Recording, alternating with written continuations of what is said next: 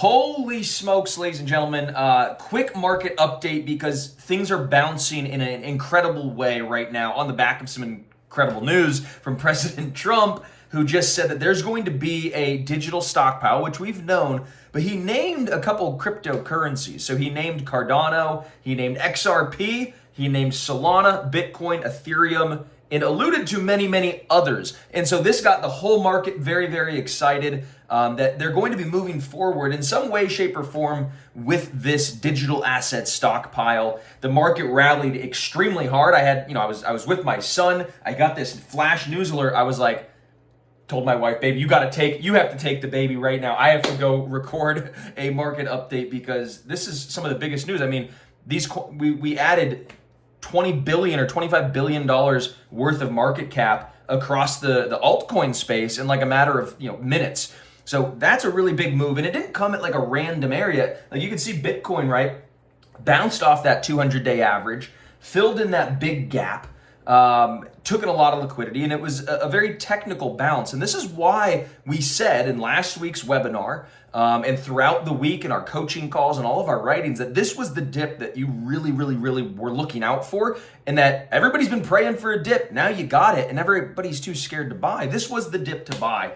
And we're starting to see incredible recovery here. Bitcoin, bouncing back towards its 20-day and 50-day moving average, which are sort of those short-term, kind of the short-term averages that were pressuring it to the downside. But again, since that bounce on that long-term average, again, that was also the volume-weighted average price anchored from the election.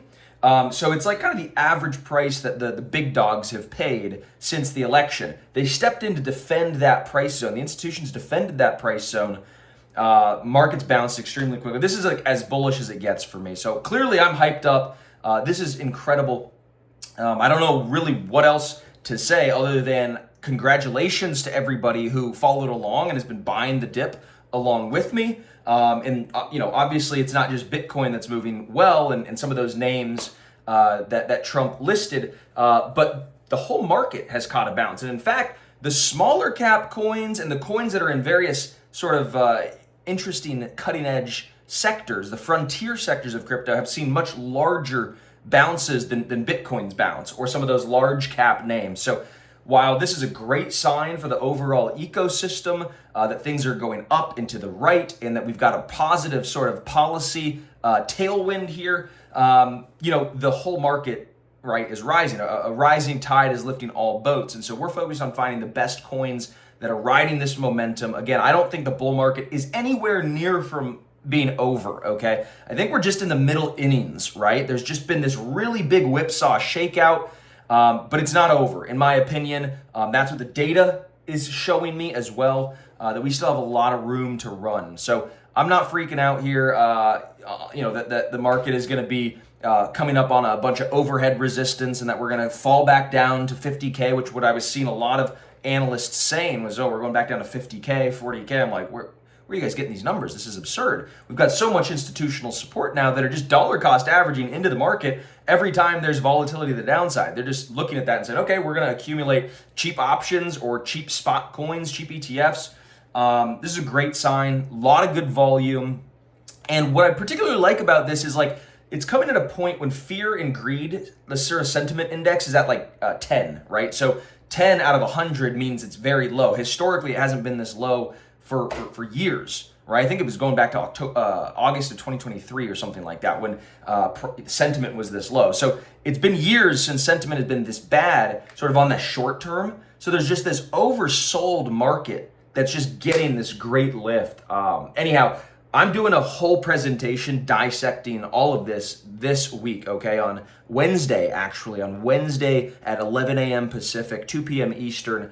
I'm going to be delivering a live presentation. I want you guys there, okay? I'm going to be talking about what I think is the biggest buying opportunity during this volatile sort of period that we're in, and we're getting incredible moves. So if you want to know what the biggest buying opportunity is, you're going to click the link below or click that orange button, and you're going to follow along on this journey here to new all-time highs with us, okay? Because this is big. Trump is going all in on crypto. His whole cabinet's going all in on crypto. The markets are seeing it. They're accepting it. They're pricing things higher, okay? Now, despite what you think about the macro, despite what you think about politics and all this, it's very clear that this small, nascent, growing asset class is primed and, pumping. Clearly, it's primed for higher upside. So I'm very, very excited. I want you guys to join me again Wednesday, 11 a.m. Pacific, 2 p.m. Eastern.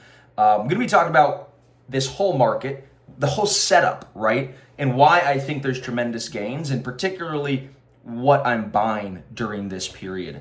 So take a look at that. And lastly, I just want to say, what goes down so hard as it has, right, pops up just as hard, right? There's mean reversion in the market, and that's why it's so important not to get freaked out, okay, and panic and sell when markets are crashing, especially in those fundamentally strong sort of long-term coins.